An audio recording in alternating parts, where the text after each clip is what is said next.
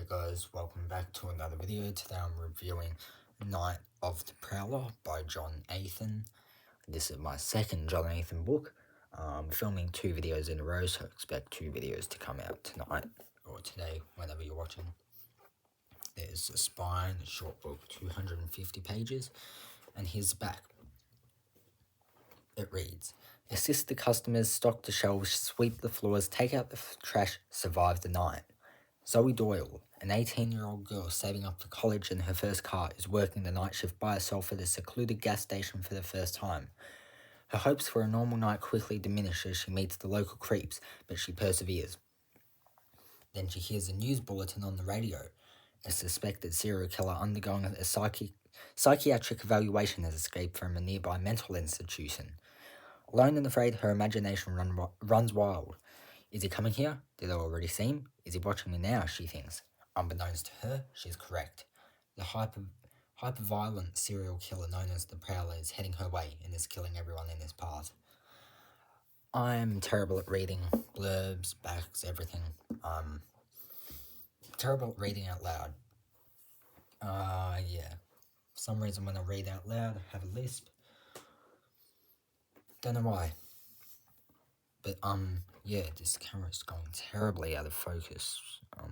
Apologies for that.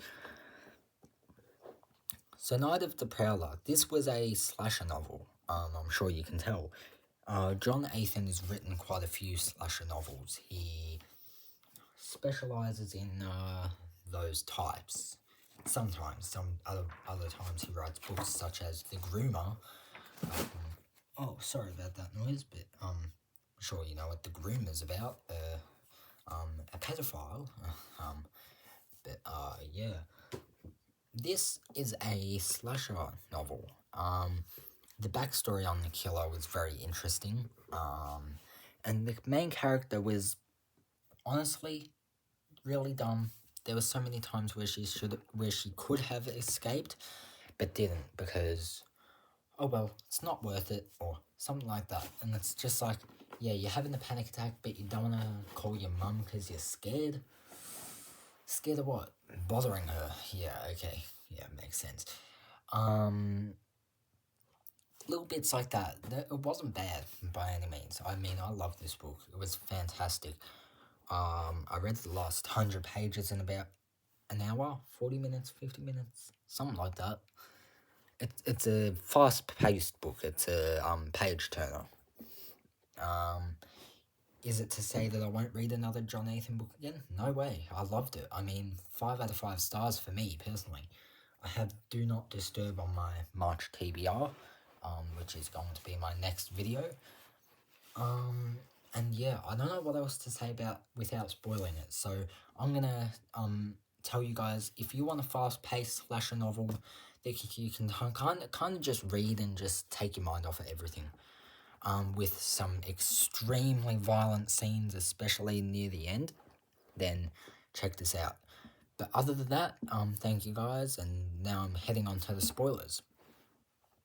There was a scene right near the end where Zoe calls her mother, and I suspected that the killer was Zoe's father because she has no father figure, from what I remember. And it wasn't. There was like no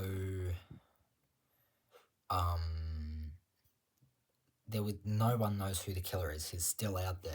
It was an ambiguous ending, and in the afterword to this book, Night of the Prowler is a standalone, blah blah blah blah blah. Although I have written a brief outline for a potential sequel to this book. We need a sequel to this. This was written in 2021, so that's about 3 years ago. It needs a sequel. Yeah, this definitely needs a sequel. I can already imagine the title being Return of the Prowler. Yeah, and then two days later, oh, I'm announcing the sequel to Night of the Prowler. No, anyway. But, I loved it. I mean, sure, was it kind of ludicrous? Yes. Yes, it was. But is that to say it's bad? No, not at all. It's one of the best books I've read. One of the best slashers I've read. I'm planning on trying to read a few more slashers, read a bunch of different books. Honestly, I'm getting back into reading properly. I'm reviewing every book I've read. Well, every book I'm reading. I still have a couple that I do want to review, like Richard Lehman's Night in the Lonesome October, among others. So I've got a lot of books to read next month, but so far February I've read two. I can't remember. I've read a couple. Better than, oh pardon me, I keep burping. Better than none. But yeah, planning on getting my reading like right back on track, you know? Really starting to get back and start reading, doing all these reviews, really just getting out there. I am blessed with the gift of being a fast reader. It's something I don't want to take for granted, since I can read 100 pages in like 50 minutes if I want to, in an hour. I consider myself to read at a movie pace. At a movie pace, I mean. Pretty much the pace of a film, that's the pace I read. And yeah, I'd consider this to be like every 10 pages is a minute in film. Maybe. No. Sorry. Getting off track. Anyway, Night of the Prowler by John Athan. I don't know what else to say. It was graphic.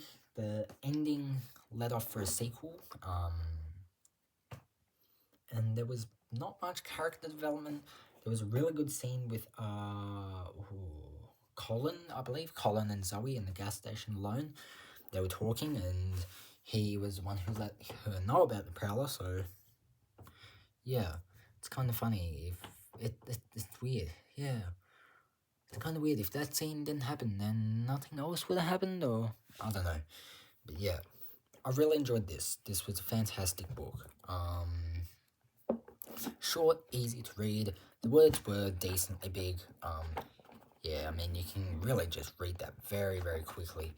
The first few chapters had like little cutaway scenes with kills that the Prowler did. I really enjoyed those chapters. They were great lessons in gore, I guess you could say. There was one, the second chapter, it was long. I mean, it went very long, like, you see what I mean? Like, yeah, that far.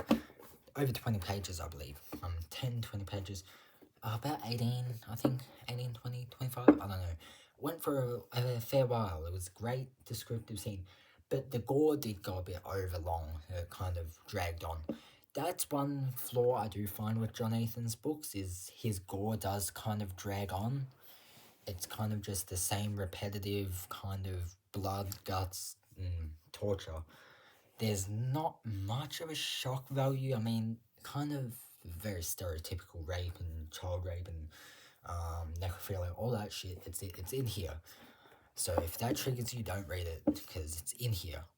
But it's not a big part of the book. I mean, it's gross, but it's kind of a bit stereotypical, if I'm being honest. Kind of gets a bit boring very quickly. But he does have a knack for writing the specific body parts that are tortured.